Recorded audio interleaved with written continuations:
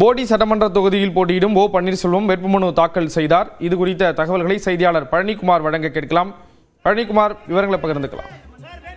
ஸ்ரீராம், அதிமுக முன்னாள் முதலமைச்சரான ஓ பன்னீர்செல்வம் வரும் 2026 சட்டமன்ற தேர்தலில் திமுக கூட்டணி சார்பாக திமுக வேட்பாளராக போடிநாயக்கனூர் தொகுதியில் 4வது முறையாக போட்டியிடுகிறார். இதற்காக இன்றைய தினம் தனது வேட்புமனுவை தேர்தல் நடத்தும் அலுவலரும் மாவட்ட வழங்கல் அலுவலருமான நல்லையாவிடம் போடிநாயக்கனூர் வட்டாட்சியர் அலுவலகத்தில் தற்பொழுது வேட்புமனு தாக்கல் செய்து உறுதிமொழியை எடுத்துக்கொண்டார். அது தொடர்பான காட்சிகளை தான் தற்பொழுது நாம் பார்த்து வருகிறோம்.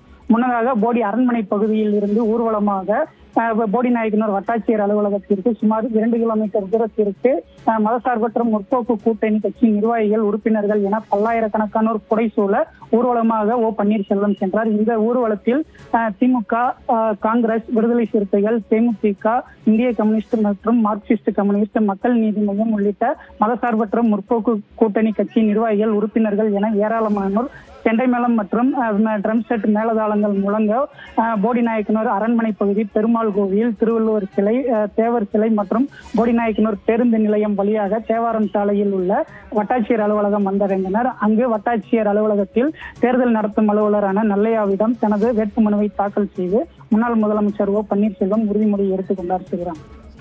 விவரங்களை வழங்கியதற்கு நன்றி பழனிக்குமார்.